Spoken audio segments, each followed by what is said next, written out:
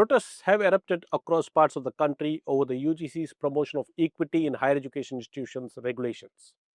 But in Tamil Nadu, the confrontation with the University Grants Commission is unfolding on a very different and deeply sensitive front.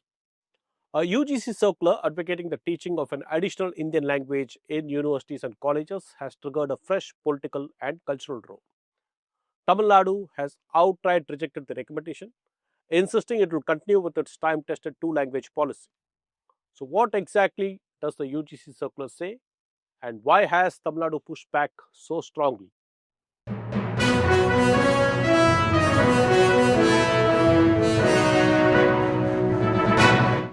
Vanakkam. This is T. Suresh Kumar. Thank you for joining me in this episode of the Hindu Focus Tamil Nadu. In its governor's address to the Tamil Nadu Legislative Assembly, the state government came down hard on the UGC's latest move.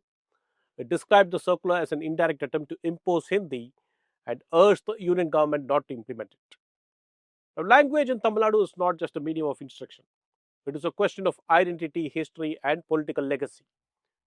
To understand why this issue has flared up again, we need to first look closely at what the UGC has actually proposed. Early last month, the UGC secretary wrote to the heads of all higher education institutions in the country.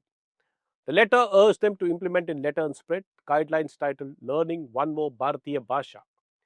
These guidelines are based on the recommendations of the Bharatiya Bhasha Samiti and are aligned with the national education policy, which places strong emphasis on multilingualism as a way to promote national integration, cultural unity, and inclusive development. Under the proposal, all UGC recognized universities, including private and deemed universities, affiliated colleges, and even AICTE regulated technical institutions, are expected to offer academic enhancement or credit courses in at least 3 Indian languages. One of these must be the local language, while the other 2 can be chosen from among the 22 scheduled languages. The courses can be offered at basic, intermediate, and advanced levels with flexible entry and exit options. The focus, the UGC says, will be on communicative skills, that is, speaking, reading, and writing, rather than rote learning. Institutions are expected to begin with at least 2 Indian language courses in the first academic year and expand to 3 or more courses from the following year. According to the Bharatiya Bhasha Samiti, India is gradually moving away from an English-dominant education framework towards a Bharatiya Bhasha-centered learning ecosystem. The Samiti argues that knowledge of Indian languages, especially those spoken in other states, can significantly improve students' employability across the country. It also makes the claim that learning another Indian language is not like learning a completely foreign language, because Indian languages, it says, share similarities in vocabulary, sentence structures, sounds, and grammatical foundations. The target group includes undergraduate and postgraduate students, doctoral scholars, and even teaching and non-teaching staff. While the guidelines say learners will not be forced to achieve immediate proficiency, they do mandate continuous assessment that is linked to academic bank of credits, micro-credentials, and stackable credits. And this is where the policy gains teeth. It says institutions implementing the policy may receive extra weightage in rankings and accreditation by bodies such as NAC and the NIRF. Multilingual proficiency, the guidelines say, could be linked to placements, internships, and startup incubation support, while employers are encouraged to prefer candidates with certified language skills. On paper, this is framed as encouragement, not compulsion. But in practice, critics argue incentives can quickly become pressure points. And this is precisely where Tamil Nadu draws the line. Language has been a politically charged issue in Tamil Nadu for nearly 9 decades. In the governor's address, the state government did not mince words. It said the government considers this action of the UGC as solely an indirect attempt to impose the Hindi language. It urged the union government not to proceed with the circular.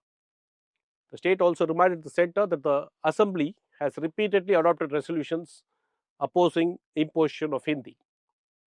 3 years ago, the assembly passed a resolution urging the centre not to implement the recommendations of the Parliamentary Committee on Official Languages, which had proposed expanding the use of Hindi as a medium of instruction in union government-run institutions. Tamil Nadu views the UGC's insistence on a third language in higher education as part of that same continuum. The state has also made it clear that it does not accept the three-language formula prescribed in the national education policy.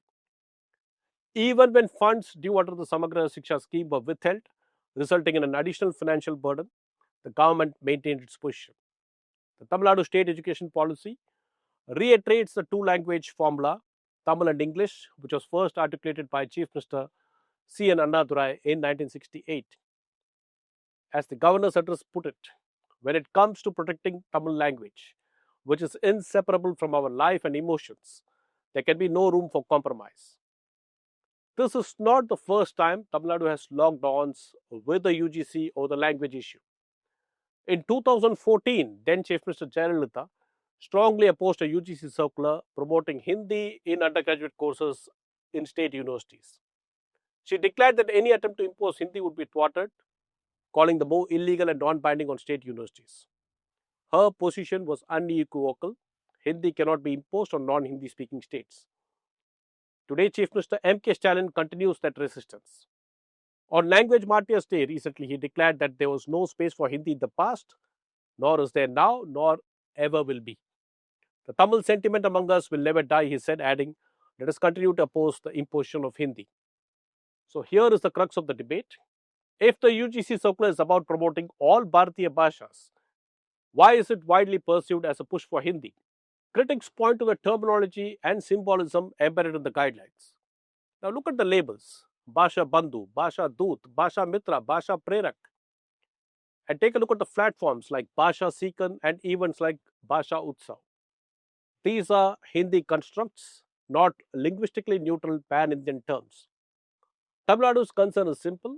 Is this truly celebrating linguistic diversity? Or is Hindi being positioned quietly but steadily as the default linked language of India? When certifications, titles, dashboards, apps, and symbolic honors are framed primarily in Hindi, the fear is multilingualism becomes a pathway, not the destination. In a diverse country like India, the learning and promotion of regional languages is best left to the wisdom of the states, not enforced through uniform national templates, whether the language in question is Hindi or any other language. Education is on the concurrent list, and states and their institutions deserve the autonomy to decide what works best for their social, cultural, and linguistic realities. That is the heart of Tamil Nadu's argument, and the reason this debate refuses to die down. On that note, this is D. Srishkumar signing off. I shall meet you in another video. Thank you.